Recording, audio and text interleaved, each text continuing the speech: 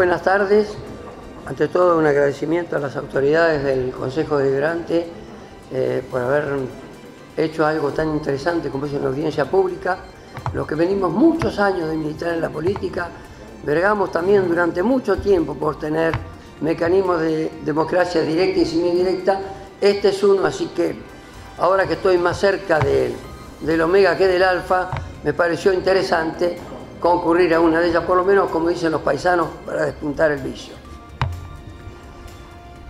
Respecto de la nota del Club Sporting y de lo que se plantea de modificación de la ordenanza y de la colocación de las antenas, yo creo que en el mundo en el que vivimos, con la velocidad del avance científico, su consecuencia en la ciencia aplicada y en la tecnología, hoy es imposible tener certezas.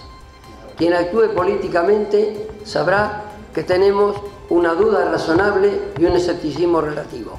Nadie puede decir, esta es la verdad, ni siquiera con el más extraordinario de los informes técnicos.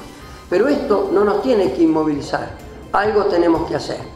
Todos sabemos que de aquella famosa mano de Berta hasta el presente hay una radiación ionizante que es la radiografía. Sin embargo, ninguno de nosotros se le ocurrió pensar que la radiografía le hacía daño o no sacarse nunca una radiografía.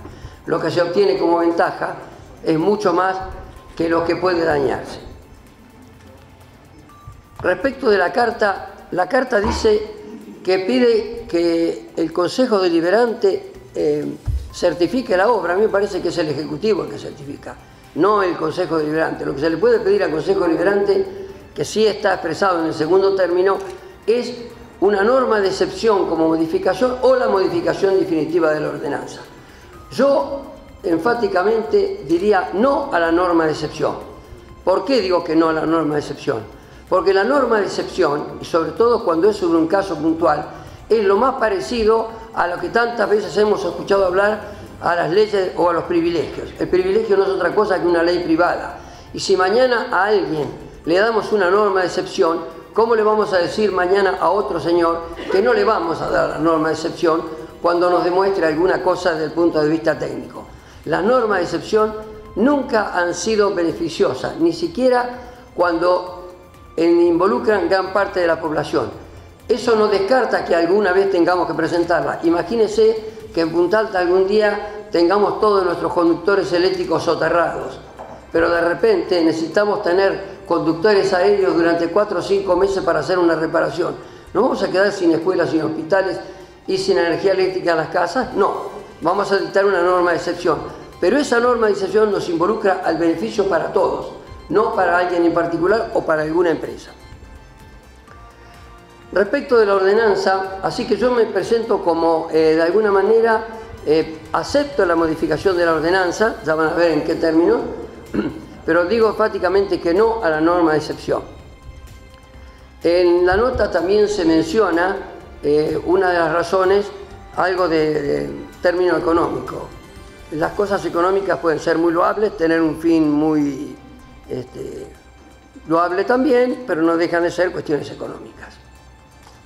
Respecto al artículo 11 de la ordenanza, si no me equivoco, fija los 400 metros. No entiendo por qué 400 sí, 401 no, 399 sí, 394 no. Yo creo que realmente eso lo que hace es lo que solemos hacer, lo que se suele hacer cuando se dictan algunas normas o leyes, ¿no? Algunos pueblos como los sajones tienen un dicho que dice que si la ley que se dicta es útil y práctica, seguro que es buena. Nosotros tenemos tendencia a la legislación caligráfica, con lo cual queremos abarcar todo, legislar perfectamente bien, y después nos pasa que son más los problemas que creamos que las soluciones que encontramos. Si se me permite la sugerencia, yo reemplazaría los metros por dejar en manos de la Secretaría Técnica correspondiente del Departamento Ejecutivo que decida cuando la antena debe o no debe ser colocada con los informes técnicos correspondientes. No es necesario que el sector político sepa y tenga exhaustivos informes técnicos, más allá de que si los tiene, bienvenido, porque entre lo que es técnico y lo que es político existe un espacio gris que es muy difícil de transitar y en el cual se cometen la mayoría de los errores. Y eso ha ocurrido, va a ocurrir y no ocurrirá en el futuro.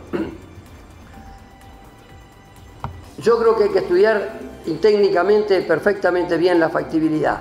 Hay algunas cosas que me parece que sí son importantes.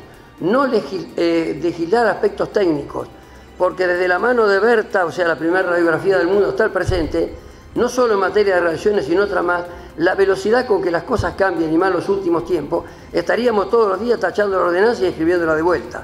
Con lo cual hay que tomar principios generales, como el que yo le decía, dejar en manos de alguna secretaría técnica la decisión. Lo que no implica que tenga la obligación de recurrir a toda la información técnica, inclusive se podría poner en el articulado que tenga la obligación de presentar un informe al Consejo Deliberante. En cuanto a la contaminación visual, algo de lo que se habla, yo creo que si hay un lugar que no es ejemplo de falta de contaminación visual es Punta Alta, ¿no?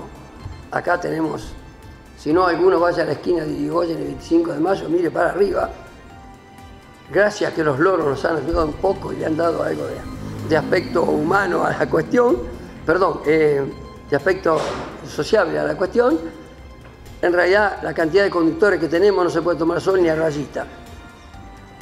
Así que yo creo que el impacto no va a ser tan grande de las antenas. Además, también la contaminación visual, no nos olvidemos que tiene mucho de subjetivo. Lo que para algunos puede ser una contaminación visual, puede no serlo para otros. Lo que es una contaminación visual, por ejemplo, en un lugar donde el paisaje es interesante, no lo es lo mismo en una ciudad o en un lugar donde está lleno de fábricas que tienen antenas, chimeneas, etcétera, etcétera. Así que la contaminación visual es algo extremadamente relativo. En algunas cosas, por ejemplo, en la ordenanza se habla de, esto como a modo de ejemplo, se habla de que no tiene que estar cerca de geriátricos o de asociaciones de adultos mayores.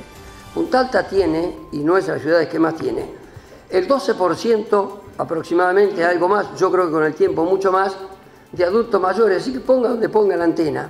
La cantidad de adultos mayores que usted va a abarcar, con o sin radiación, es lo suficientemente grande como, no sé cuántos podrá haber en un geriátrico, pero por supuesto que va a irradiar a mucho más. De todas maneras, acostumbrémonos que en los años que vienen, este tipo de cuestiones tecnológicas vamos a tener muchísimas, porque felizmente la ciencia avanza. Y además tengamos presente, cuando se mide los largos plazos, que la humanidad en los últimos 50 años ha crecido el 25% su expectativa de vida. Y hemos tenido las bombas atómicas, Chernobyl, el teléfono celular, los conductores con inducción electromagnética, digamos, desnudo, etcétera, etcétera. Así que el hombre, de todas maneras, es lo suficientemente sabio y confiemos en nosotros mismos como para saber qué es lo que lo altera y lo que no. Y en política también se debe siempre usar el principio de beneficiar a los más lo más posible y de perjudicar a los menos lo menos posible. Conclusión, no a la norma de excepción, sí a una razonable modificación de la ordenanza previo informe escrito de todos los datos técnicos que se pueden conseguir. Muchísimas gracias.